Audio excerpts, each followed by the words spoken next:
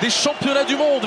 25e édition, c'est sur Bein, bien sûr. La Norvège face à la Macédoine. La Norvège de Sander Sagosen, le futur parisien face à la Macédoine de Kirill Lazarov, qui a toujours un peu montré ses limites depuis le début de la compétition face au draw, que ce soit face à l'Espagne ou la Slovénie. Mais la Macédoine est en train de prouver ces dernières saisons qu'elle est capable de faire du très bon hand lorsque la compétition s'élève. Et ce sont les Macédoniens d'ailleurs qui ont donné le coup d'envoi de cette rencontre avec le premier ballon pour Kirill Lazarov. On remarque la jeunesse de cette équipe avec notamment le numéro 11 qu'il faudra suivre, Philippe Talesti, qui va écarter là-bas sur l'aile gauche. Et le premier arrêt de cette rencontre pour celui qui est titularisé aujourd'hui, Torbjørn Bergerud. Et le premier ballon d'attaque norvégien, déjà les gardiens norvégiens qui se mettent en évidence. Cédric, ça aussi c'est une clé du match quand on sait que les Macédoniens se sont volontairement privés de leurs meilleurs éléments dans les buts. En effet, le gardien de Barcelone qui n'a pas été sélectionné. Les gardiens, forcément pour un match en huitième de finale et après pour le suite de la compétition, vont être très importants, car on ne pourra pas absolument gagner un match si les gardiens ne font pas de grosses parties. Ouais, pour l'instant, au niveau des statistiques, les gardiens macédoniens privés donc de Borko Ritovski, de Nikola Mitrevski, les deux qui sont les titulaires habituels du poste et qui laissent leur place à des joueurs qu'on a peu l'habitude de voir finalement au plus haut niveau européen. Et ben, les gardiens macédoniens tournent autour de 25-27% d'efficacité depuis le début de la compétition. Premier ballon pour Sagosen qui va essayer de provoquer, qui va chercher le coup de sifflet surtout pour débuter cette rencontre. Là, je pense honnêtement qu'il va y avoir déjà une première sanction pour le joueur macédonien, parce qu'au vu du ralenti, on va voir qu'il vient directement avec l'avant-bras au niveau du coude. Donc je pense qu'il y aura forcément une sanction. De là à savoir... C'est Nicolas Markovski là, qui a été sanctionné. Ce sera 2 minutes pour démarrer cette rencontre. Ça ressemble quand même à une volonté du corps arbitral de dire tout de suite que le match ne se déroulera pas sur le physique et l'agressivité. Je pense même qu'ils ont été cléments parce qu'ils ont eu une discussion et ils ont pu, si pour cette action ils mettent un carton rouge direct, la sanction aurait pu être compréhensible. Les 2 minutes sont largement justifiées. Et les Norvégiens qui vont évoluer en double supériorité numérique puisque Bergerud est sorti pour... permettre donc aux Norvégiens de débuter fort, pourquoi pas trouver les espaces tout de suite. Et la réponse de Kirill Kolev aux critiques qui étaient les nôtres il y a quelques instants, même si le ballon sera rendu aux Norvégiens. Avec un carton jaune donné au sélectionneur de la Macédoine pour avoir... Ouais, sans doute. Je suis pas sûr qu'il le penalty. Pas tout à fait d'accord.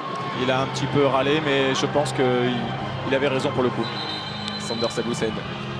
Pour le premier but peut-être de cette rencontre, le meilleur demi-centre, on le disait, du dernier Euro, fini à la 4e place par les Norvégiens, battu seulement d'un but en demi-finale par le futur champion d'Europe allemand. C'est une équipe qui progresse saison après saison et qui s'est trouvé surtout de véritables moteurs en la personne de Sander Sagosen, mais il y a aussi bien d'autres joueurs qui sont en train d'émerger.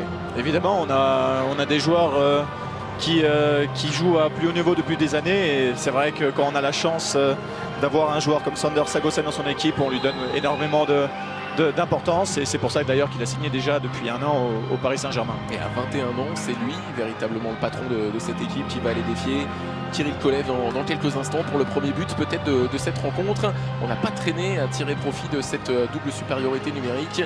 À peine 20 secondes et déjà la possibilité de prendre l'avantage dans cette rencontre. Ça traîne un peu pour l'instant,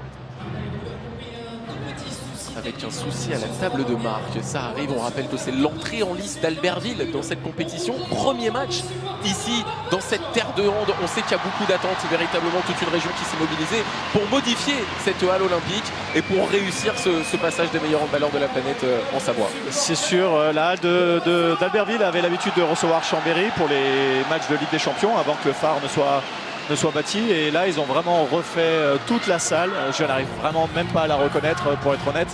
Et elle a changé de sens, vous me disiez. Elle a changé de sens, c'est ça. Nous on jouait dans l'autre sens du terrain, donc c'est vrai que c'est pas évident de s'y retrouver, mais avec des tribunes qui sont remplies comme ce soir, je crois près de 6500 personnes qui sont présentes ce soir, pour la région c'est quand même une belle réussite.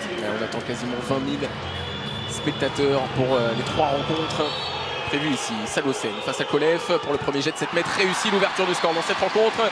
La Norvège prend les devants en double supériorité numérique.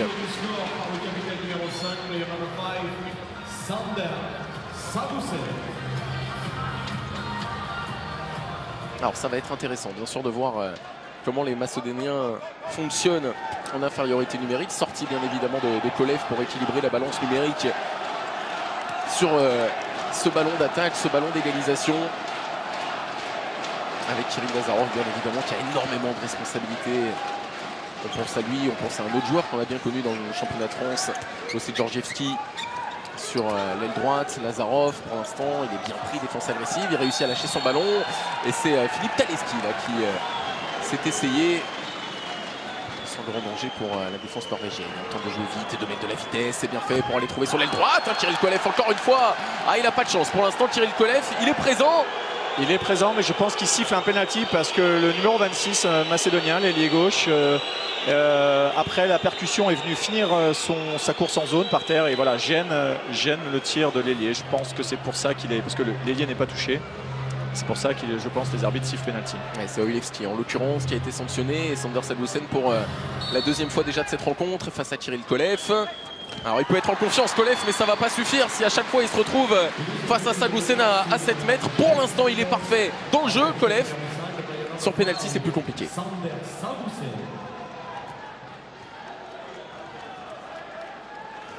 Et retour sur le terrain de Philippe Lazarov, présence de Georgievski, de Kirill Lazarov bien évidemment, de Philippe Taleski on l'a dit, et de ce pivot Stoyanche Stoilov, particulièrement imposant, le numéro 5 vous le voyez, dans le cœur de la défense norvégienne. Entre le poste de deuxième pivot d'Oilevski justement, autant de la faute il y a quelques instants, et voilà la réponse, la première dans cette rencontre pour Philippe Lazarov, le joueur de Timisoara qui permet aux Macédoniens de revenir à un but. On peut voir le pivot qui reste vraiment sur l'ailier, donc l'arrière vient un petit peu aider et ne vient pas impacter l'arrière. C'est pour ça que l'arrière peut tirer largement à 8 mètres sans être touché, et à ce niveau-là, ça fait filet.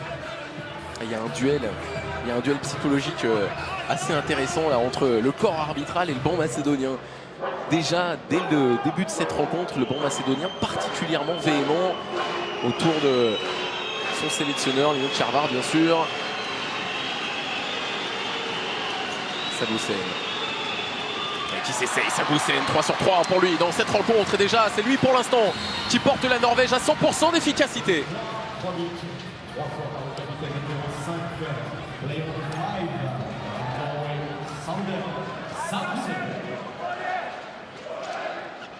C'est un problème qu'il va vite falloir régler.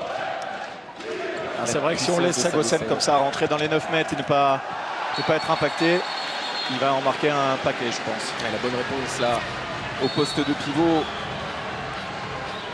de Nicolas Markowski qui s'est fait mal. Très mouvement de poignet, il a une bonne main. Nicolas Markowski, le joueur de Rochazy en Hongrie, dont le frère évolue également dans cette sélection d'Elko Markowski, qu'on aura peut-être l'occasion de voir dans cette rencontre. Il est présent en défense justement avec son numéro 14. Sagosen. Cristiano Sullivan qui va chercher là-bas sur l'aile. Sanctionner les Norvégiens, ballon rendu à Kirill Kolev. Marché de siffler en effet.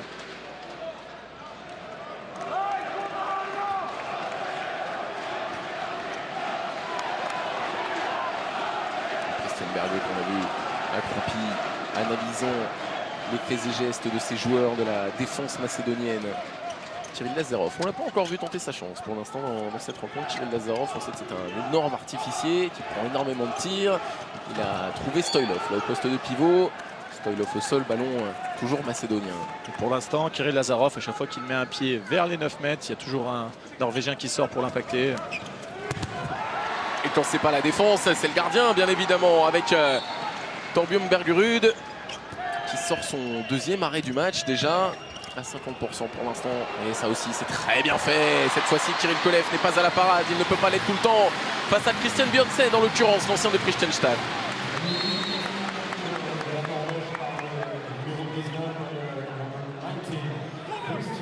Et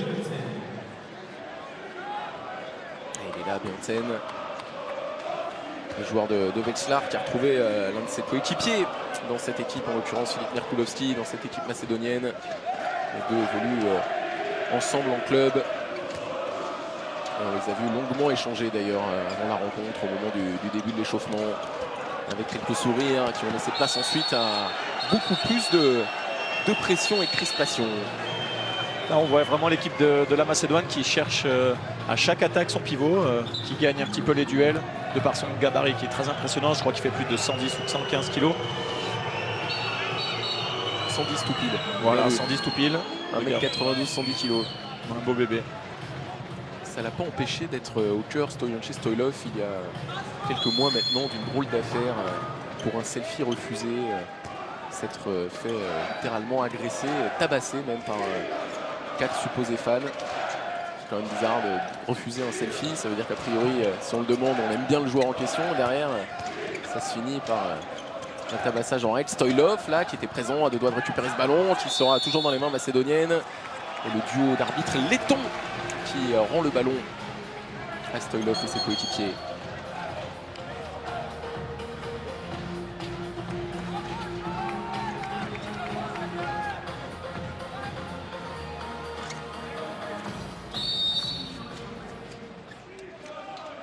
Philippe Lazarov. Cyril Lazarov. Jusqu'à Talestic qui a pris de la hauteur et encore une fois Bergerud. Défense en zone me semble-t-il. Une petite poussette en l'air, ce que indique l'arbitre. En effet. Penalty tout à fait justifié. Et Cyril Lazarov à 17 sur 19 depuis le début de ce tournoi. Dans l'exercice à 7 mètres qui va se retrouver face à Torbjörn Bergerud. Il les a tous tirés pour la Macédoine pour l'instant Lazarov depuis le début de la compétition. Et ça fait mouche pour amener son équipe à un but de la Norvège après un peu plus d'1 minute 30.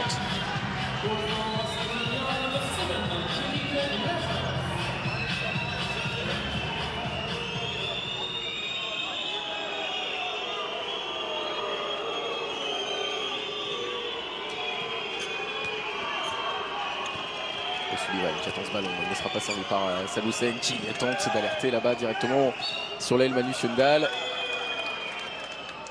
Et le Charlar qui applaudit ses hommes. Il fait la défense, lui aussi il écarte les bras pour l'instant. Il les écarte un peu trop, ses joueurs les écartent un peu trop, ça finit souvent au sol, ça finit souvent en sanction. Et cette fois-ci c'est au tour de Nicolas Markowski. Encore une fois, 2 minutes totalement justifiées. On voit vraiment que le défenseur vient pour impacter au niveau du visage. Donc sur le ralenti, il n'y a encore aucun doute. Même si certains joueurs macédoniens et le banc encore crient un petit peu au scandale. Mais pour l'instant, les 2 minutes sont à chaque fois justifiées. Prise de vitesse pour l'instant. La défense macédonienne. Et la double supériorité numérique, encore une fois, mise en place par les Norvégiens qui ont fait sortir Bergerud pour s'offrir des solutions supplémentaires. Salusen, on réclamait le marché. Encore une fois, le ballon qui sera récupéré par les Macédoniens. C'est très très bien défendu de leur part. Et d'ailleurs, beaucoup de rage dans le comportement de Georgievski, l'ancien Toulousain, venu récupérer ce ballon. Très très bonne défense de l'ailier qui a intercepté la passe. C'est vrai qu'à chaque fois, en supériorité numérique, les équipes font rentrer un deuxième pivot, font sortir le gardien pour faire rentrer un deuxième pivot, pour faire un point de fixation central et trouver un décalage. Et c'est vrai que sur cette défense-là, malheureusement, pour les Norvégiens, Georgievski veille au vin. C'est un Toulousain, Georgievski. Donc conservé par le Phoenix en fin de saison dernière, est parti mener ses talents en Roumanie, à Bucarest précisément. Lui qui n'avait pas été tout à fait au niveau la saison dernière de sa pige en fin d'année précédente. Il va se repositionner sur l'aile droite, Georgievski. Lazarov avec Cyril Lazarov. C'était un peu trop facilement lisible ça par Bergerud. Et les Norvégiens qui vont mettre de la vitesse. Oh, c'était compliqué à réceptionner, ça passe entre les jambes, c'est parfait de Kirill Kolev, le but de Magnus Sjöndal. Un petit peu trop facile le tir de Kirill Lazarov pour ce niveau-là. Et c'est vrai qu'après, par la suite, ça ne pardonne pas. L'équipe de Norvège qui va très très vite en contre-attaque et qui trouve un décalage pour son ailier gauche. C'est toute la difficulté quand on a un joueur à ce point dominant dans une équipe comme la Macédoine de ne pas se reposer intégralement sur lui. Et pour lui, en l'occurrence Lazarov, ne pas prendre plus de tirs qu'il ne faudrait réellement en prendre et savoir responsabiliser ses coéquipiers. C'est sûr que c'est vrai que la défense pour l'instant est omnibliée par Kirill Lazarov, mais je pense qu'il va falloir que les autres joueurs macédoniens prennent un petit peu les initiatives parce que Kirill Lazarov ne pourra pas faire le match à lui tout seul malheureusement. Et on l'attend de la part de Taleski, évidemment de la part de Stoilov au poste de pivot qui impose sa puissance, tire à la hanche manqué de la part de Philippe Lazarov. Ballon de +3 pour les Norvégiens. Ouais, bien fait, la bonne passe et ça va passer au-dessus Bjarkemyrol, le joueur de Skjern.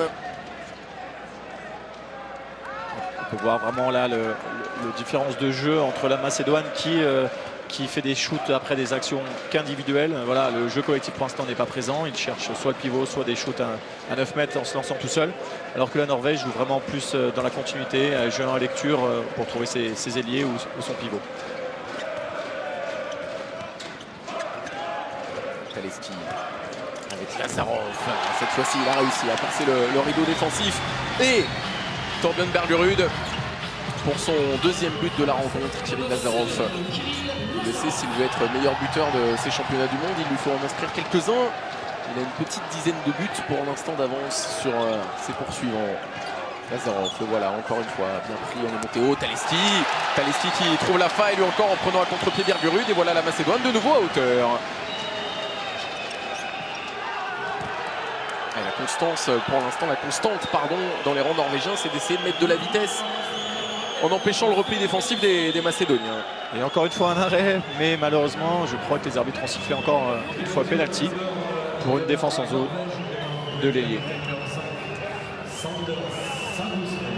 Évidemment, dans ces cas-là, qui dit 7 mètres, dit Sagosen. À 3 sur 3 pour l'instant. Sander Sagosen, et cette fois-ci en échec face à un Kirill Kolev qui fait son match.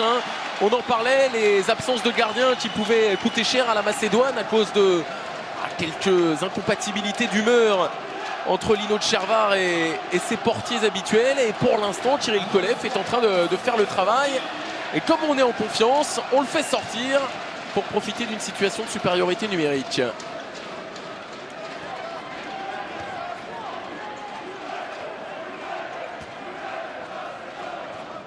Lazarov avec Taleski qui retrouve Kirill Lazarov. Il ne va pas falloir les confondre les deux. Philippe pour Kirill à l'instant. Taleski cette fois-ci positionné sur la droite. Lazarov qui va chercher le coup de fou. On n'était pas très loin de la plus belle action de cet Euro là avec Koilevski qui a trouvé la barre. Et derrière le ballon rendu aux Macédoniens alors que Kolev l'avait effleuré. Bjarkemyrol qui est passé en zone dans son glissement. Alors on a vu le pied qui a marché sur la zone, donc zone encore très bien sifflée de la part des arbitres.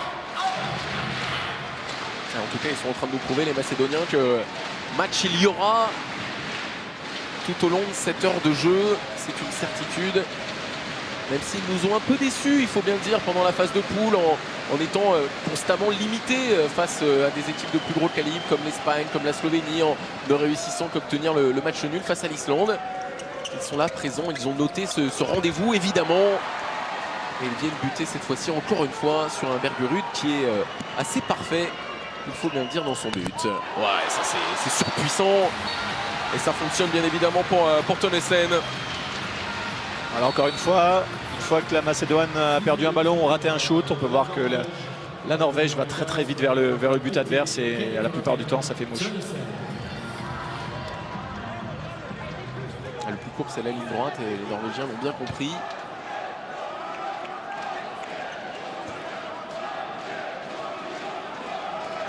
Lazarov avec Taleski, une permutation sur la base arrière dans les rangs macédoniens. Kirill Lazarov. Ouais, ça en revanche c'était assez grossier. Et le corps arbitral évidemment bien placé pour sanctionner Philippe Lazarov. Et tout de suite la vitesse, tout de suite le contre-attaque et tout de suite les Norvégiens qui en profitent grâce à Myrol pour reprendre 2 buts d'avance. La défense qui n'a pas eu le temps de se mettre en place. L'arrière qui vient sortir sur l'arrière qui arrive en face et avec toujours Bjarkemyrol qui a fait pour l'instant un zone et un tir raté, mais là qui a bien conclu cette action.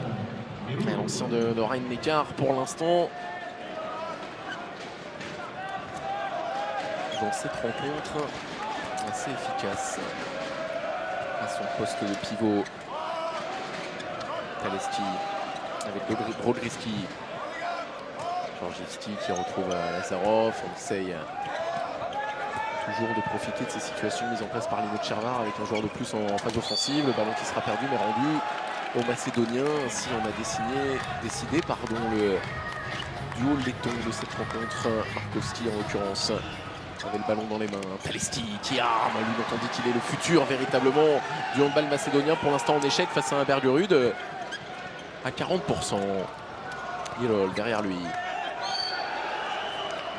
Tonesen stoppé. Et changement défensif opéré.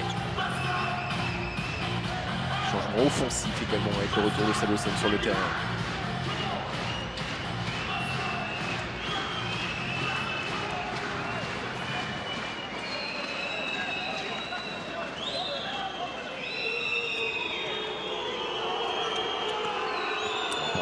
Entre Sullivan et Sagosen. Sagosen cette fois-ci au poste de demi-centre qui va trouver au pivot bien évidemment ses coéquipiers. Encore une fois Bjarke Birol.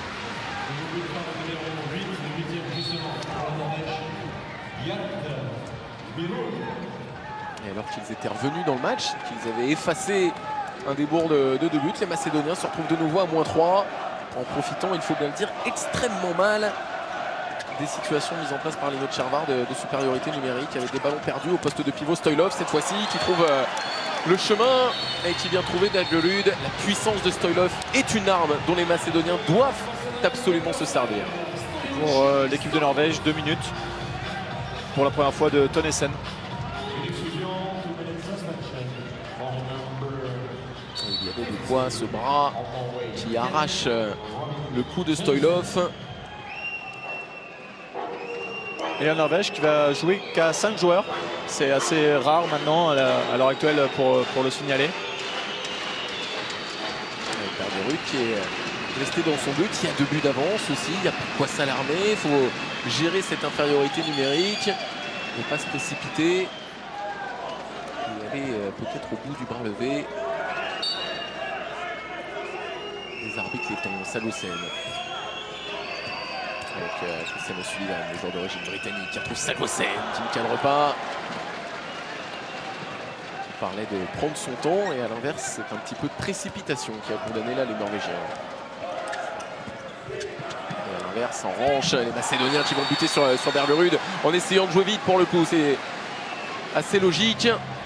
Oilevski en échec face à Bergerud.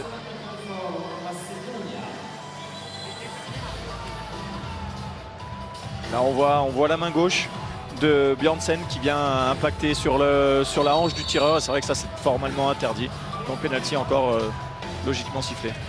Pour Kirill Lazarov, bien sûr, qu'on voit plus dans cet exercice pour l'instant, qu'on ne voit véritablement dans le jeu macédonien, qu'on voit efficace au moins dans cet exercice. -1 pour la Macédoine. C'est un peu l'histoire de cette rencontre. Un premier écart en faveur de la Norvège et des Macédoniens qui ne lâchent rien.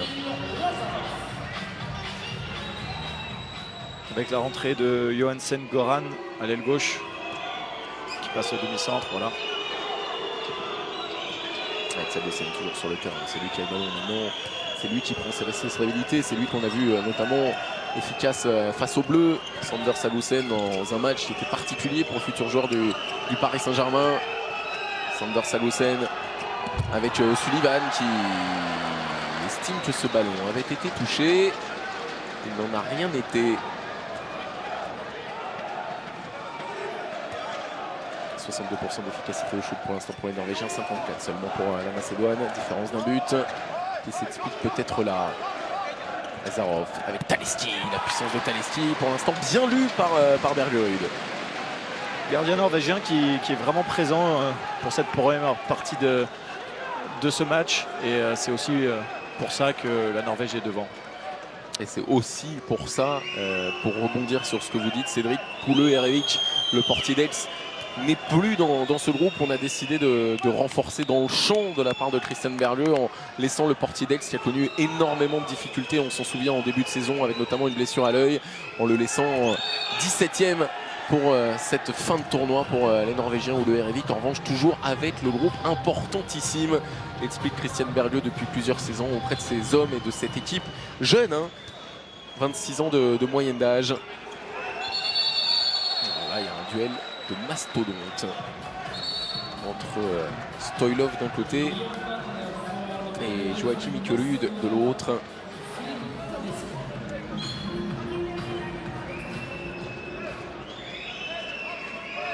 avec O'Sullivan, Salocène. Salocène qui avait passé le bras, tenté d'initier son tir. Tonesen avec O'Sullivan, un ballon rendu au Macédonien. Nikolev qui essaie de jouer vite avec Lazarov. Les Macédoniens qui sont en train de donner de la voix juste derrière nous. Ils sont bien 200, 250, peut-être plus. Évidemment difficile de se faire une idée précise des chiffres de cette délégation macédonienne qui a mis l'ambiance tout au long de ce début de mondial. En donnant régulièrement de la voix, tout ça dans une excellente ambiance. Parfois leurs tambours n'ont pas pu rentrer dans la salle, mais ils étaient là avec la voix, comme Stoilov est là avec son bras pour remettre la Macédoine très exactement à égalité dans un match pour l'instant qui tient toutes ses promesses. Le contact qui n'a pas été sanctionné, il le réclamait. Pourtant la faute là, Bjørnsen. Shoot qui a été pris avec pas énormément d'angles quand même, donc c'est un petit peu aussi logique que les arbitres ne sifflent pas faute. Et on voit vraiment une différence de style entre les deux jeux, avec la Macédoine qui joue tout le temps avec deux gros pivots, deux pivots importants qui fixent un petit peu cette défense basse, et les arrières qui essayent de faire monter cette défense justement pour pouvoir retrouver ces pivots. Alors que la Norvège va jouer un petit peu sur les côtés en trouvant des décalages pour les ailes. C'est vraiment deux styles différents qui est intéressant. Et les deux pivots, Stoilov et Pichevski, qui font un gros travail. Effectivement, c'est bien fait. Là, encore une fois, il y avait des combinaisons. Il y avait ce qu'on voit peu finalement. Et qui était à deux doigts de fonctionner, même si encore une fois, ils ont été en échec. Kolev, lui aussi, il répond. Pour l'instant, aussi étonnant que ça puisse paraître, c'est lui qui maintient son équipe de Macédoine dans le match. Avec cette parade, la quatrième pour lui, il est à 40% désormais depuis le début de cette rencontre.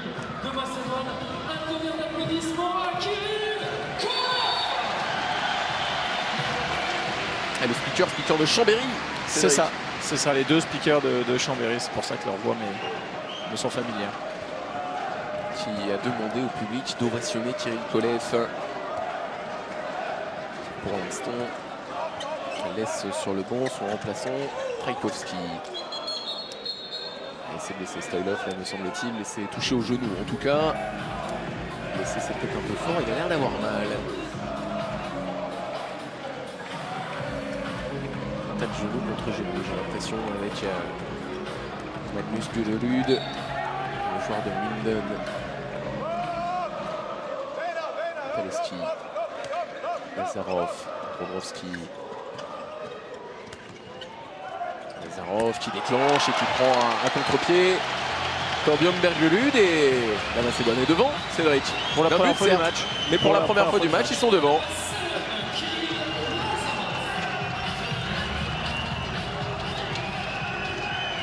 On le disait un peu en avant-match, c'est une équipe qui commence à avoir quelques références sur la scène internationale. 5e du championnat d'Europe il y a 5 ans maintenant, 9e des championnats du monde il y a 2 ans, de la dernière édition. Et pour l'instant, le doute, il est dans les têtes norvégiennes. On les disait favoris, les voilà malmenés après un peu moins de 24 minutes. Voilà.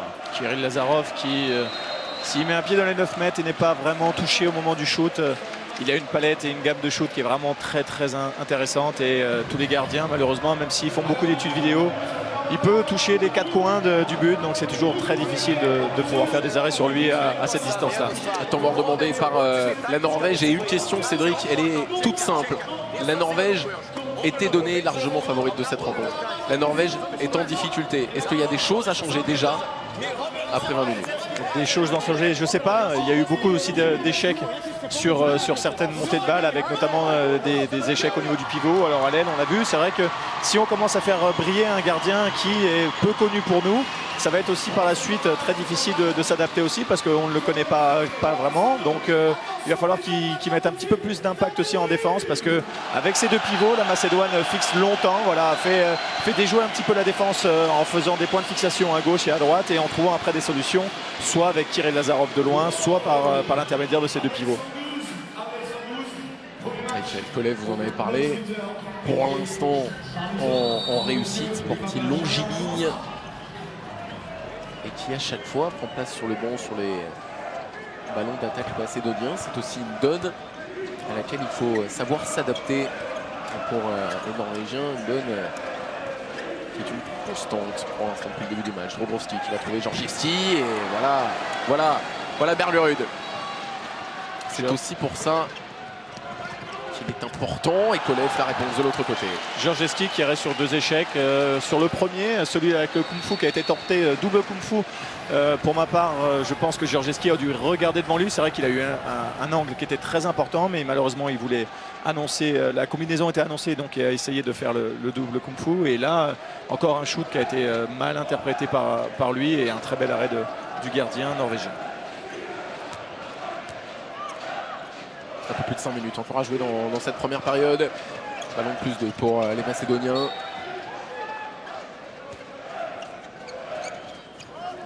Lazarov, Taleski, Ilevski face à Bergerud. Le ballon sur le pied du portier norvégien.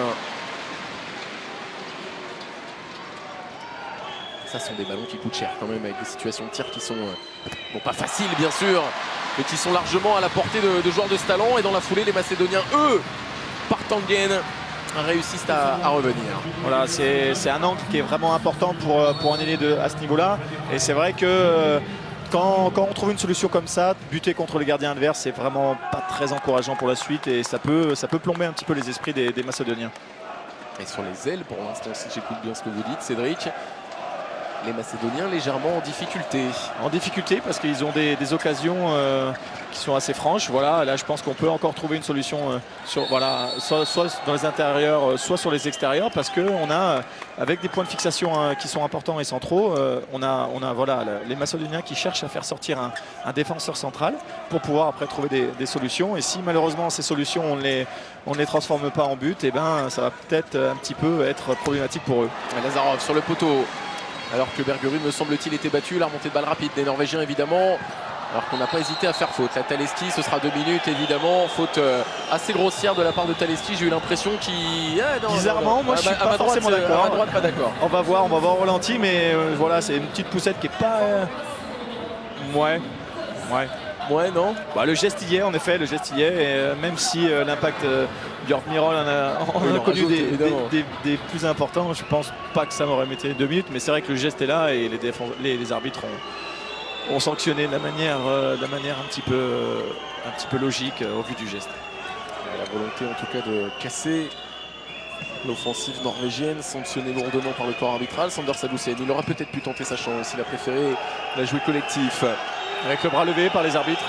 Il faut déclencher cette fois-ci Sander Sagosen. Ça s'est ouvert devant lui grâce au très bon travail, me semble-t-il, de Joachim Ikerud. Ouais, très gros travail. C'est vrai qu'on trouve un intervalle extérieur. Et le gardien qui est encore vraiment pas loin de toucher, qui sort à chaque fois en sortie étoile. Ça veut dire qu'il explose, voilà, et on le voit. Et pour l'instant, c'est vrai qu'à chaque fois qu'il fait les arrêts, c'est au niveau des bras. Et là, il est encore vraiment passé très proche de faire un nouvel arrêt. Sander Sagosen pour l'instant. On prend le tableau statistique à 4 sur 7 depuis le début de cette rencontre. Meilleur buteur avec Kirill Lazarov. On parlait de duel en avant-match. Duel au niveau du shoot sur le terrain et au niveau des pénaltys aussi, nos 2 tireurs de pénalty. Philippe Lazarov avec Kirill. Georgievski, Kirill Lazarov qui tente de trouver au poste de pivot Stoilov. Ballon qui lui a été arraché et qui sera rendu aux Macédoniens. Lee Hansen, un ancien joueur qui jouait du côté de Dunkerque il y a quelques années. Champion de France. Champion de France avec Dunkerque, évidemment. Exactement, vainqueur de la Coupe de la Ligue également, Lee Hansen. Georgievski avec Kirill Lazarov. Pour Philippe Lazarov et Georgievski, encore en échec. Cette fois-ci, il avait tenté de passer par-dessus, ça ne fonctionne pas mieux. La réponse norvégienne avec le ballon qui finit au fond des filets, mais il était en zone. Voilà, Georgievski encore une nouvelle fois en échec. Tentative de lob qui n'a pas été très bien exécutée. Et derrière, la contre-attaque qui a été très vite et qui allait très vite vers le but adverse. Et malheureusement pour les Norvégiens qui tombent sur le poteau du portier macédonien. 19 pour l'instant, score serré. Match pas très offensif, il faut bien le dire, avec des échecs assez grossiers de la part des deux équipes. C'est aussi ça la nervosité des tours principaux, c'est aussi ça la nervosité d'un 8e de finale éliminatoire forcément, ce soir défaite, c'est maison. Les tirs en position favorable, comme les tirs au pivot ou alors sur les côtés, sur les ailes, c'est vraiment les shoots qu'il ne faut absolument pas rater. Stoilov, là-bas, encore, ballon récupéré par les Norvégiens avec Espen Liansen qui tente à son tour de mettre un petit peu de vitesse. Et voilà la réponse des Norvégiens, Goran Johannessen. +2 désormais. La Norvège est en train de profiter des quelques lacunes offensives macédoniennes. Encore une fois, des solutions franches trouvées du côté de la Macédoine, avec encore là ce tir à 6 mètres qui a été mal réalisé avec un Chabala qui n'est pas dans les buts. Donc très beau geste, mais j'ai souvent l'habitude de le dire, si on fait une Chabala, il faut qu'elle soit dedans, sinon c'est un tir raté. Et voilà, la Norvège qui va très vite vers le but et encore une fois qui marque en contre-attaque. Chabala, c'est comme la panenka au foot ou l'amorti au tennis. On va dire ça réussit comme ça. pas. C'est ça. Ça va pas du tout. Ouais, encore Merguru qui sort ce ballon. Nouvelle possibilité de Stoilov qui va provoquer et qui va réussir à marquer. 11-10 désormais. Et toujours cette volonté vraiment d'aller vite et déclencher rapidement. Kolev est battu. Et il regarde vite le chrono, Kolev, pour tenter de voir s'il y a encore le temps de remonter cette balle sur ce but d'Eivind Tangen. Avec une équipe de Macédoine donc, qui attaque avec 2 pivots qui sont massifs, à plus de 110 kg. Et je pense aussi que c'est pour ça que les Norvégiens vont vite vers le but, pour éviter justement qu'il y ait des changements défensifs et pour avoir justement des prises de repères plutôt faciles, avec encore une fois là un tir en espace et en course extérieure de l'arrière droit qui a été très puissant. Il faut déclencher, il reste 3 secondes, Philippe Lazarov. C'est Kirill Lazarov qui va perdre ce ballon, c'est dommage, le chrono pas très bien dans la tête. Là des Macédoniens, 12-10, le score à la mi-temps en faveur des Norvégiens. Si la mi-temps est sifflée, voilà qui est fait effectivement. C'est une petite Norvège pour l'instant face à une Macédoine qui rend la vie extrêmement difficile aux coéquipiers de Sander Sagosen. En effet, 12-10, c'est vrai que c'est un match qui est plutôt défensif, même s'il y a eu énormément d'occasions. Prolongation, ballon norvégien pour débuter. 12-10 à la pause. Avec toujours cette défense haute de la part des Macédoniens avec un défenseur avancé. Tangen avec Goran Johannessen. Tangen qui tente de trouver au poste de pivot. Encore une fois Bjarke-Melhul, c'est bien fait. Ça fonctionne bien pour l'instant cette connexion avec un Bjarke-Melhul à 3 buts déjà depuis le début de ce match.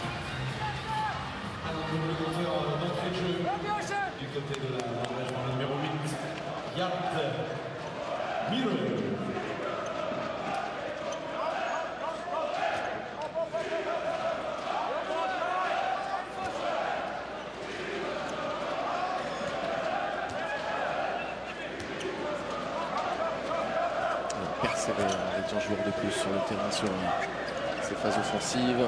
Avec l'entrée de Nenoski également et l'interception pour les Norvégiens. Ça va forcément se finir en but car il n'y a pas de gardien. Christian Bjørnsen en l'occurrence qui permet à la Norvège de prendre 4 buts d'avance. Début de seconde période catastrophique pour les Macédoniens. Interception de l'ailier qui n'a pas voulu prendre de risque à tirer de trop loin, qui s'est vraiment rapproché du but pour pouvoir avoir un but qui est très facile à ce niveau-là. Et on voit vraiment la différence, là, 14-10 en cette deuxième période. Et il va falloir que la Macédoine ne prenne pas l'eau, sinon ça va être très compliqué pour eux. Ah, il n'avait pas encore été sanctionné sur ce type de phase de jeu, les Macédoniens. Voilà qui est fait, Philippe Lazarov. Toujours un jeu de fixation de la base arrière qui vient vraiment mettre les pieds dans les neufs pour essayer de faire sortir quelqu'un du système et après trouver des décalages. Malheureusement, là il y a eu interception, mais il y avait faute au préalable. En l'occurrence, interception de Magnus Jondal, faute sur Philippe Lazarov, alors qu'on parlait des ailes tout à l'heure. Les 2 ailiers sont toujours sur le terrain. Georgievski à droite, Oilevski à gauche, et les pivots sont eux aussi toujours présents pour l'instant avec Nicolas Markovski, le joueur de Oluchazi.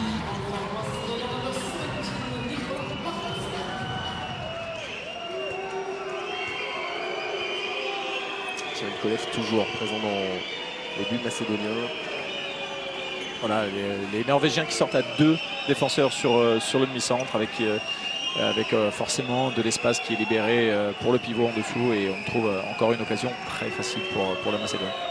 Qui est toujours présent sur le terrain, et ce ballon norvégien avec Eivind Tangen. Lui aussi, c'est l'avenir du hand mondial. Un très jeune arrière droit, ça fait pas longtemps qu'il a intégré l'équipe nationale et qui est aussi lui aussi un très grand espoir du hand norvégien. Eivind Tangen sur les vidéos de partage Et un but de lui à 16 ans.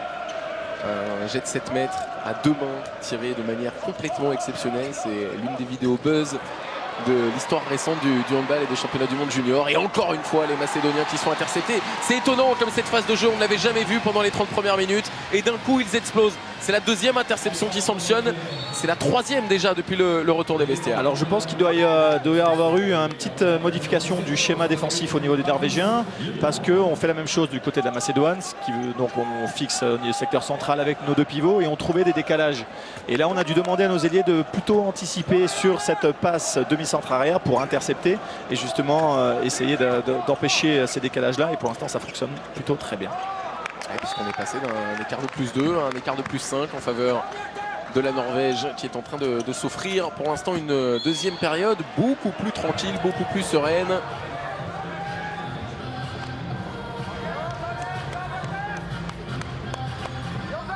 Stoilov, on le sent de plus en plus usé par la défense norvégienne. Lazarov, perte de balle macédonienne, sauvé par l'arbitre letton. Lazarov encore. Avec Arnodowski qui va tourner cette fois-ci Olewski, enfin en réussite après ses deux premiers échecs en première période.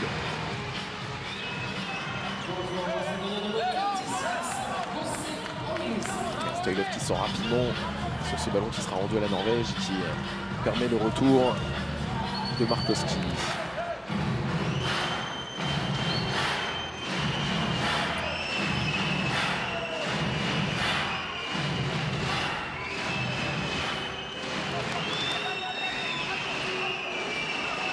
Johannessen avec Tangen. Salusen qu'on n'a pas encore beaucoup vu dans cette seconde période, pas plus d'ailleurs qu'on avait vu Kirill Kolev qui s'interpose là. Ça c'est une parade qui va faire du bien avec l'aide du visage. Il est d'ailleurs un peu sonné, pris à la carotide ce ballon pour Kolev qui va rester au sol. Qui va demander à l'arbitre de le relever, c'est quand même plutôt un beau geste. Il est debout, ça va aller pour Kirill Kolev. Grimace un petit peu.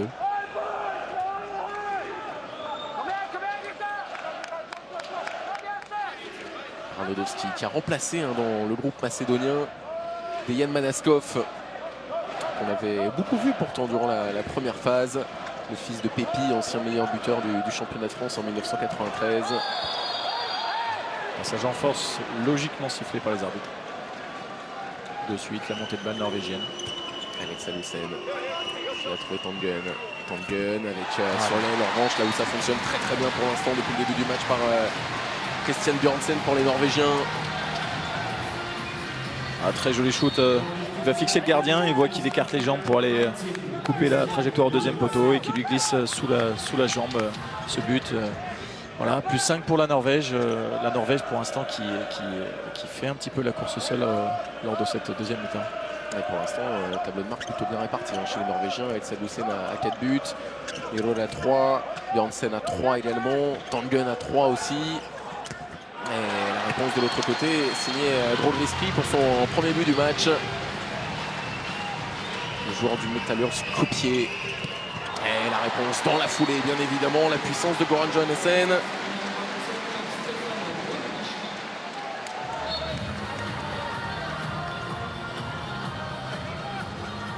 Joueur du championnat danois, Johannessen, Sven Borg, et ça nous promet d'ailleurs, si jamais les Danois passent l'obstacle Hongrie demain, un derby des plus bouillants entre Norvégiens et Danois demain, mardi plus exactement.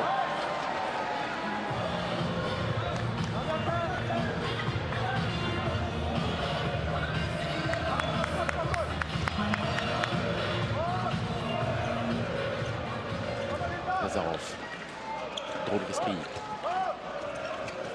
poste de pivot, Stoilov qui va se débarrasser de ses adversaires mais qui va une nouvelle fois frapper le poteau. C'est la troisième fois du match de Stoilov, bien heurté le montant, heureusement pour lui, le ballon a été récupéré par ses coéquipiers, en l'occurrence par Georgievski, et derrière ils réussissent à marquer. C'est compliqué, c'est à l'arracher, mais Nicolas Markowski réussit ce 14e but macédonien.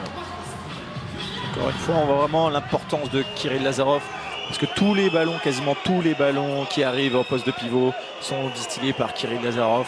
Et c'est vrai que si ce joueur n'est pas muselé, il va pouvoir faire profiter et les pivots et lui pouvoir shooter de loin. Et pour l'instant, limité à 50% au tir. C'est bien de la part de la défense norvégienne, sauf si derrière il réussit à trouver les bonnes passes pour ses pivots notamment. Allez, on va être un petit peu plus agressif là dans la défense macédonienne. Et en revanche, sur les ailes, Bjørnsen toujours. La qualité de passe, la qualité du poignet de Bjørnsen.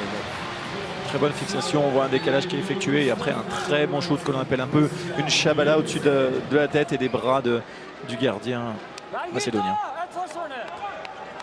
Meilleur marqueur du groupe A, Christian Bjørnsen, du groupe de l'équipe de France avec ses 27 réalisations.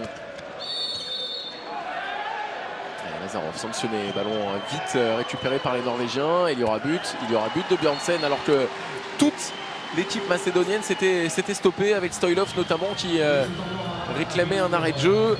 Je pense qu'il réclame surtout que l'engagement n'a pas été fait à l'endroit de la faute. C'est vrai que Bjørn Mirol qui a fait cet engagement était en train d'avancer vers le but et a gagné bien 2 ou 3 mètres et c'est pour ça que tout le banc macédonien créait un petit peu au niveau des contre les arbitres. On peut dire ça. Disons les choses clairement, c'est un scandale aux yeux des Macédoniens, c'est un but aux yeux des Norvégiens. Et alors qu'on imaginait un suspense entier jusqu'à la fin du match, à l'issue des 30 premières minutes, on se retrouve après 9 minutes seulement en seconde période, avec un écart de 6 buts pour les Norvégiens et un ballon de plus 7 après ce nouvel arrêt de Torbjørn Bergerud face à Kirill Lazarov. Kirill Lazarov qui est en train de forcer un petit peu le jeu pour lui-même. Voilà, même s'il trouve des positions de pivot sur la base arrière, il prend là un shoot qui est vraiment trop longue distance et surtout en se lançant tout seul. Et pour le gardien norvégien, c'était plutôt facile comme lecture. Bergerud à 39% pour l'instant d'arrêt. Son homologue Kirill Kolev 3%, et ça va pas s'arranger avec ce but magnifique. Qui est venu le mettre? C'est Victor Nguyen encore une fois qui est venu imposer sa puissance là-bas de sa position d'arrière droit. Un tir très très puissant qui a été mesuré à 110 km/h. Donc à ce niveau-là, c'est vraiment un tir très puissant et sans contact de la part d'un défenseur pour un gardien, c'est très difficile. Je vous laisse traduire le macédonien sur Cédric. J'écoute et après je vous ferai la traduction.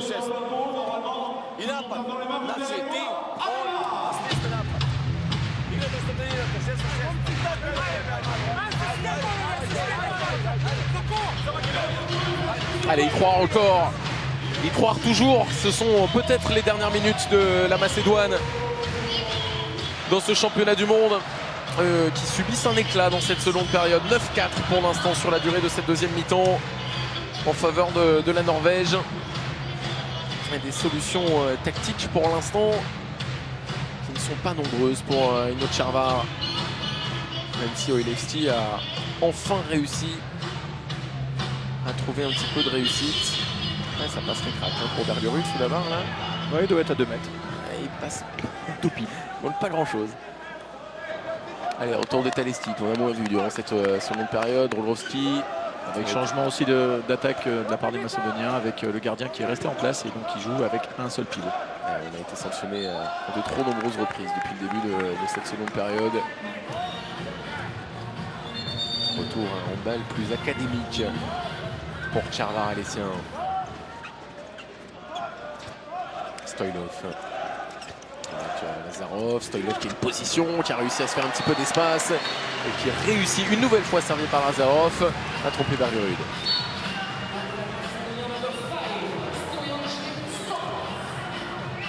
Encore une fois, la connexion Lazarov-Stoilov.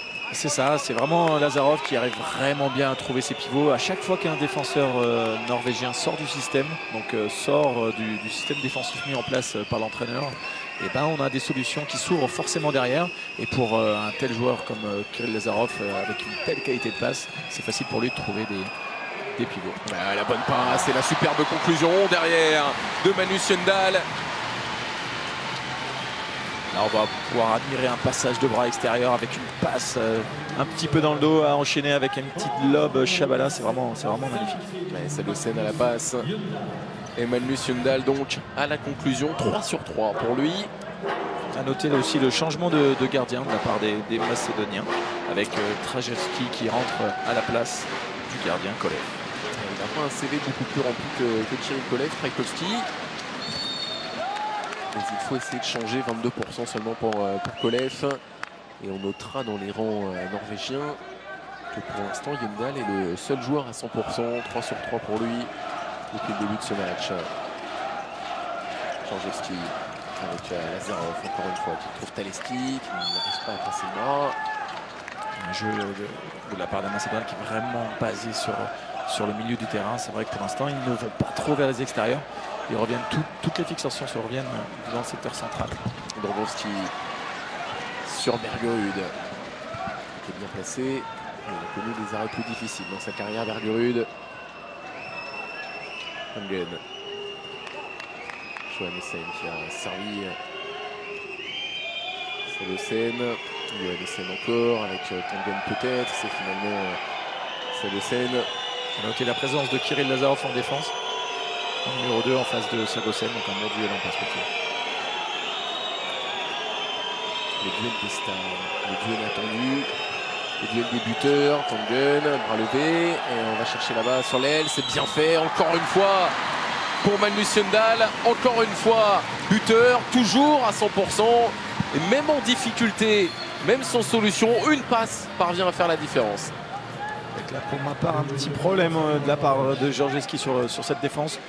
Laisser un ailier de cette qualité avec un angle comme celui-ci alors qu'il n'y avait rien, aucun schéma technique n'a été fait. C'est vraiment un problème de défense sur une seule passe. Donc à ce niveau-là, avec un bras levé, c'est un petit peu problématique. Georgievski pour l'instant en difficulté. Et heureusement Lazarov lui retrouve un tout petit peu d'efficacité, d'utilité à 4 sur 9 depuis le début de ce match. Et en voilà 50% avec son 5e but depuis le début de la rencontre.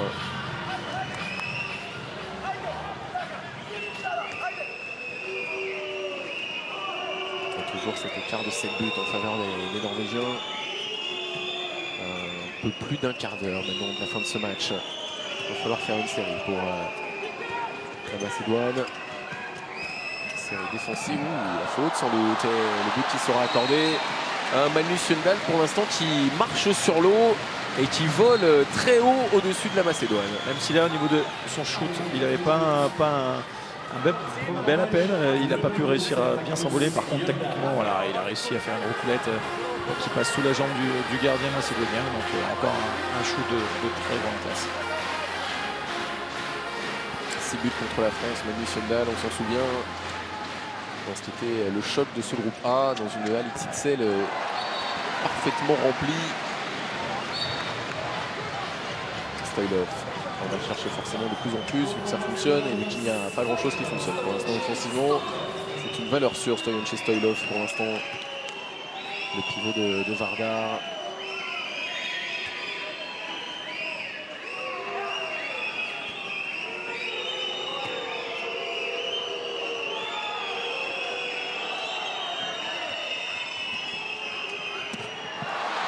Encore une fois.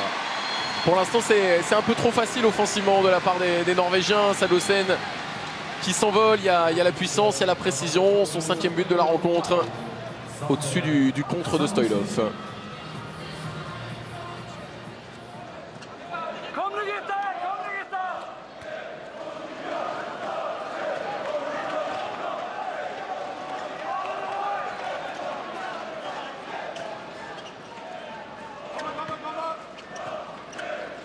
Le changement de gardien dans les rangs macédoniens, franchement une réussite avec Trajewski à 0 sur 3. Ballon rendu au Macédonien, l'arbitre qui juge que le gardien a touché ce ballon, donc balle de nouveau au Macédonien. Donc l'arrêt lui sera crédité, c'est ça. Taleski avec Bobrovski. Lazarov qui retrouve Dąbrowski.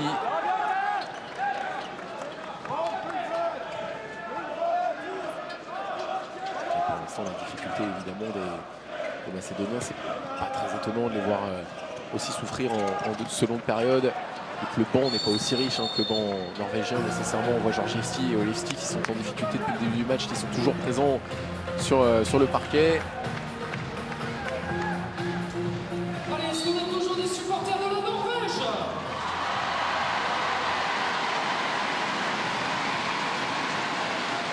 Est-ce que nous avons toujours des supporters de la Macédoine? En tribune, pour l'instant, c'est la Macédoine qui l'emporte. Au tableau d'affichage, ça ne suit pas. Moins 8.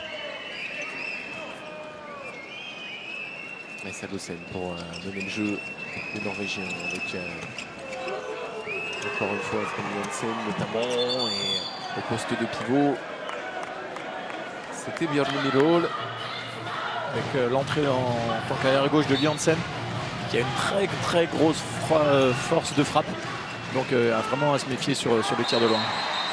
Björn Myhrvold qui va réussir à marquer et qui en plus va pousser Taleski une nouvelle fois dehors, 2 minutes. Il me semble que c'est la deuxième fois de la rencontre pour Taleski, qui avait déjà été sanctionné très tôt dans le début de match. Et pour le même geste.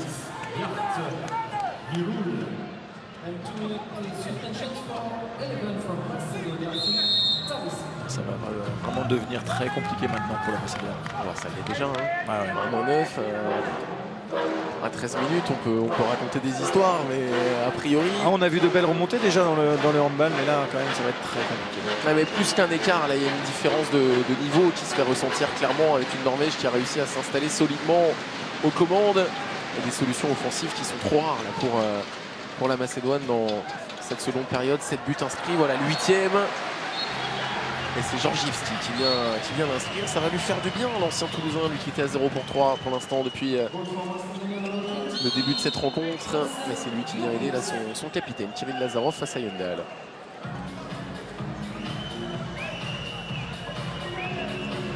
Un but d'autant plus important pour le moral, celui de Georgievski, qui a été inscrit en infériorité numérique. La Macédoine a un de moins pendant encore 1 minute. Et évidemment, dans les rangs norvégiens, pas de risque inutile. Bergerud est resté sur le terrain, d'autant qu'on n'a pas besoin d'un joueur supplémentaire pour trouver des espaces, en l'occurrence encore une fois par Erik Tangen.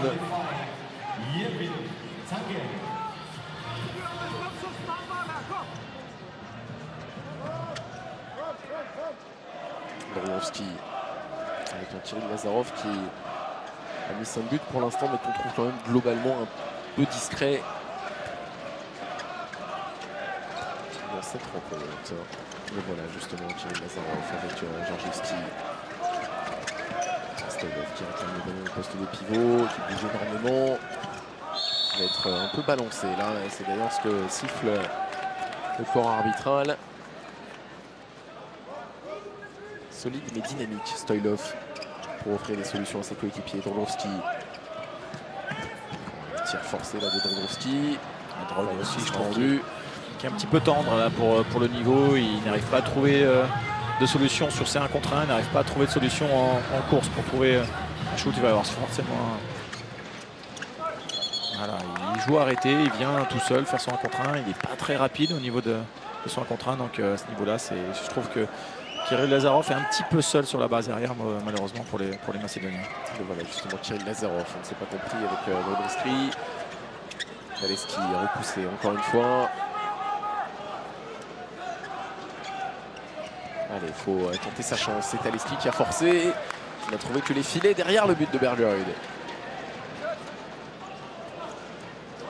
On parlait de cette jeune génération macédonienne hein, avec Chmielowski, avec Taleski, avec Drogowski, tous ces joueurs qui manquent effectivement d'expérience au plus haut niveau mondial, au plus haut niveau européen déjà. Et qui se retrouvent un peu à surjouer, un peu à forcer quand le niveau s'élève. Pas tout à fait le cas de Sagosen pour l'instant, qui lui est jeune et semble plus talentueux encore que ses adversaires du jour. Temps mort demandé par Christian Berle.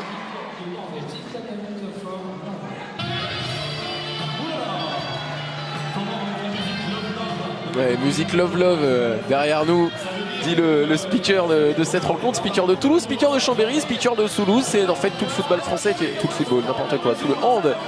On parle de vrai sport là. Ouais, c'est le sport français qui est mobilisé pour la réussite de ces championnats du monde.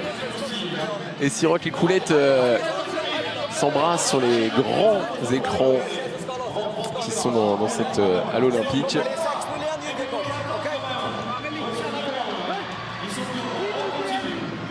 C'est surtout le dernier temps important de cette rencontre pour les Norvégiens et pour Christian Berge pour valider définitivement ce succès et s'offrir une journée demain devant Bein pour scruter l'adversaire, en l'occurrence le Danemark ou la Hongrie. Avantage bien évidemment aux champions olympiques face à une formation hongroise qui nous a beaucoup déçus, il faut bien le dire, durant la phase de poule. Seulement 4e derrière la Biélorussie, battue hier par la Biélorusse, mais la Hongrie reste la Hongrie et promet un combat assez colossal au coéquipier de Mikkel Hansen.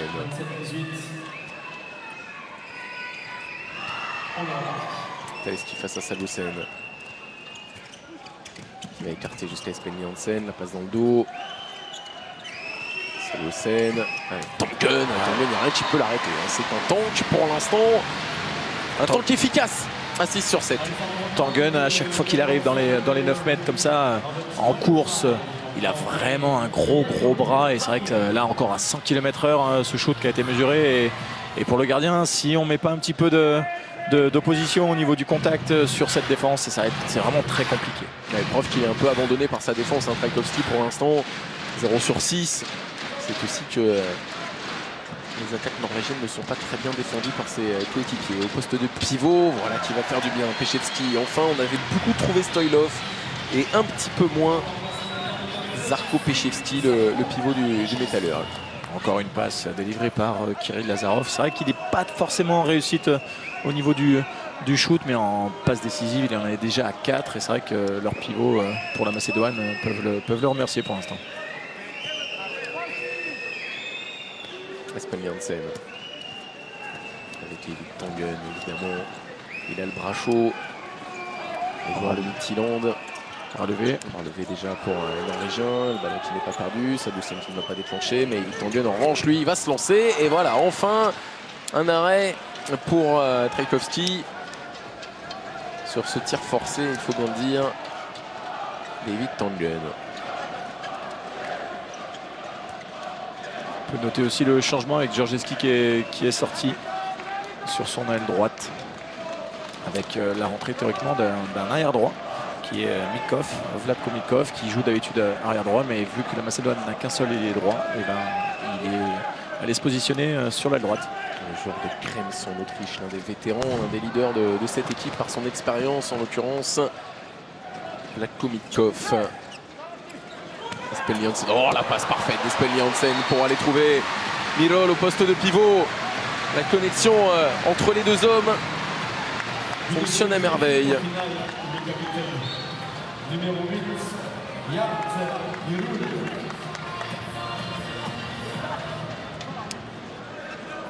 Plus 10 et 7 minutes à jouer. Très clairement, le suspense a quitté Albertville pour rejoindre Lille, où l'équipe de France, vous le savez, juste derrière cette rencontre, va se retrouver face à l'Islande pour une place en quart de finale. Restez bien avec nous tout de suite après cette rencontre. On filera à Lille, au stade Pierre-Mauroy, dans une ambiance exceptionnelle et avec un invité exceptionnel, Luka Karabatic en l'occurrence, aux côtés de Marie Patruts pour tout l'avant-match. Pour l'instant, les Norvégiens déroulent et atteignent la barre symbolique des 30 buts. 30-20. Avec aussi du côté de la Norvège des changements. Je pense que jusqu'à la fin du match, Björn Mirol, le pivot qui a joué pour l'instant 50 minutes, et Sagosen ne rentreront plus. Et on voit vraiment que là, la Norvège est en train de gérer cet écart pour éviter des blessures pour ces joueurs cadres. Et d'autant que retrouver le Danemark, si c'est bien le Danemark, là encore, nous ne perdons pas en pronostic, alors que Mikov vient de marquer. Mais c'est vrai que si c'est le Danemark, c'est un peu le gros contre le petit. C'est le voisin norvégien qui essaye de grandir, qui envoie ses meilleurs joueurs régulièrement dans le championnat danois face à une équipe qui est championne olympique et qui fait figure un peu de modèle de développement pour le handball masculin en Norvège. Ouais, il n'a pas été arrêté, Espenli Hansen, si finalement le coup de sifflet préalable pour cette intervention de Vlatko Mikov.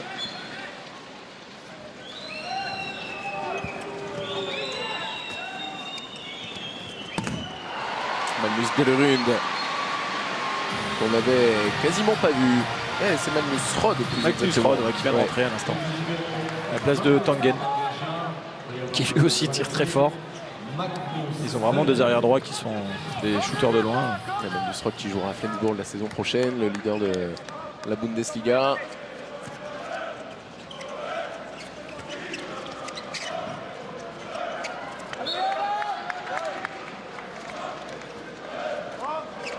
Et alors même Karl Reinkind est blessé. Hein. Lui aussi était un titulaire en puissance sur cette base arrière norvégienne. Paleski, Lazarov. Des applaudissements du banc norvégien pour cette défense de Magnus Rod. Lazarov qui déclenche, et c'est un peu trop facile pour Espen Christensen qui a fait son apparition dans le but à la place de Torbjørn Bergerud. Encore une fois là-bas, sur l'aile, poteau rentrant. C'est le festival Magnus Sundal cette rencontre. C'est aussi le festival Magnus Sundal. Je pense qu'il a tout fait au gardien macédonien. Là, on regarde la fin de shoot et la petite chabala, le petit coup de poignet qui fait passer la balle juste au-dessus de la tête. Ça, c'est vraiment du très haut niveau. Après la roucoulette et la chabala. Ces sourires-là traduisent une certaine euphorie, une certaine admiration aussi face à ce que réussit dans cette rencontre à 100% Magnus Sundal. Le meilleur buteur de la sélection norvégienne, Espen Jansen. Oh, il a été gourmand. Il a été gourmand et surtout c'est très étonnant de sa part. C'est vrai qu'il a tenté un geste technique. Par contre, pour lui, c'est plus rare qu'il réussisse. Ça ressemble à un tac, cette affaire-là. Non, c'est pas un tac, mais c'est vraiment, comme je l'ai dit tout à l'heure, c'est vraiment un joueur qui est connu pour sa force de frappe. Et voilà, on peut regarder. Je sais pas exactement ce qu'il a voulu faire, mais en tout cas, je pense pas qu'il va recommencer la prochaine fois. En tout cas, ça se fait à 32-21. Ça se fait pas quand le score est plus serré. La réduction de l'écart pour Zarko Pechevski. Et là, c'est n'importe quoi en défense de part et d'autre. Avec Magnus Gullerud, encore une fois.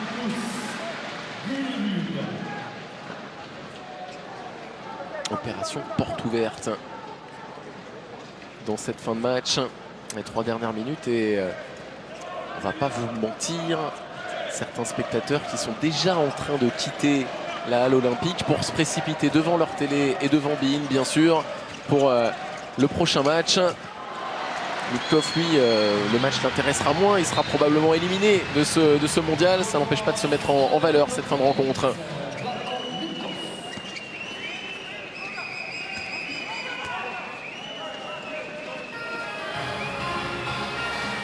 Là, on peut voir que, à part Magnus Gondal, il y a vraiment tout l'effectif qui a été changé de la part du sélectionneur norvégien pour cette fin de rencontre.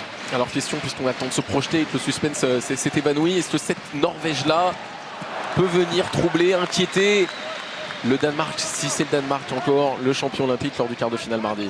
J'ai envie de vous dire, tout dépendra du niveau que le Danemark va pouvoir produire si les cadres danois vont jouer à leur niveau. Malheureusement, je pense que l'affiche ne sera pas forcément au rendez-vous. Après, on ne sait jamais, sur un match, tout peut arriver. S'il y a des défaillances, notamment du gardien Lundin ou alors de certains joueurs du Danemark comme Mikael Hansen, forcément, il peut y avoir un match qui peut être intéressant. Ça peut être un pari, mais c'est pas forcément évident pour la Norvège. C'est une certitude qu'il devra être au niveau de son Euro la saison dernière quand il avait pris la 4e place, éliminé d'un petit but, on s'en souvient, en demi-finale par l'Allemagne. Oh là là là là là là là là là là, quand on a la confiance, quand on a de l'avance, et ben on se permet des choses. Magnus Gullerud en l'occurrence, au-dessus et bien au-dessus de Trajkovski. A noter aussi que les Norvégiens ont continuellement pendant cette heure de match joué très rapidement vers le but et ont marqué énormément de buts en montée de balle. Je pense que si des équipes jouent contre eux, vraiment le repli défensif est primordial parce qu'on voit qu'ils vont très vite et ont une qualité de passe aussi qui est très bonne de par la formation norvégienne. Ce sera sans doute l'une des clés de ce quart de finale qui se rapproche grandement. Rendez-vous demain ici à Albertville, vous le savez, pour l'affiche entre le Danemark et la Hongrie. Le huitième de finale peut-être le plus relevé. Nous, on va filer dès la fin de cette rencontre sans perdre une demi-seconde vers Lille, vers Marie, vers l'ensemble des équipes handball de beIN Sport autour d'un invité exceptionnel, Luka Karabatic, pour l'avant-match des Bleus. On va avoir 30 secondes encore pour débriefer cette victoire logique. La Macédoine n'était tout simplement pas au niveau de son adversaire du soir, avec un manque évident de solutions sur le banc. Un manque évident de solutions. C'est vrai que les rotations ont été très compliquées de la part de la Macédoine, et aussi forcément on a trouvé, en tout cas moi j'ai trouvé personnellement, que Kirill Lazarov était un petit peu tout seul lors de ce match. Il a essayé de prendre le jeu à son compte, il a essayé de faire des passes à ses pivots, à ses ailiers, il a essayé de tirer de loin, et malheureusement les autres arrières de la base arrière macédonienne n'ont pas relevé un petit peu ce challenge là d'un huitième de finale, et c'est pour ça aussi qu'il y a eu la défense qui a été très efficace de la part de la Norvège. Lazarov qui finira à 6 buts, la Norvège qui va s'imposer 34-24, sans doute, peut-être 35 s'il y a un dernier but. Non, la sirène avait retenti. Succès de la Norvège, 34-24, premier qualifié pour les quarts de finale. Ce sera soit face au Danemark, soit face à la Hongrie. Rendez-vous demain pour ces deux formations dans cette même salle, la Halle Olympique à Albertville. On va vous remercier, Cédric, on a bien compris, l'actualité c'est les Bleus. Tout de suite, maintenant, Marie, Luka Karabatic, Olivier Giraud et tout le dispositif beIN Sport autour de vous, les fans de l'équipe de France. Tout de suite après la page de pub. Très très belle après-midi de hand sur beIN. Bye bye. Bye.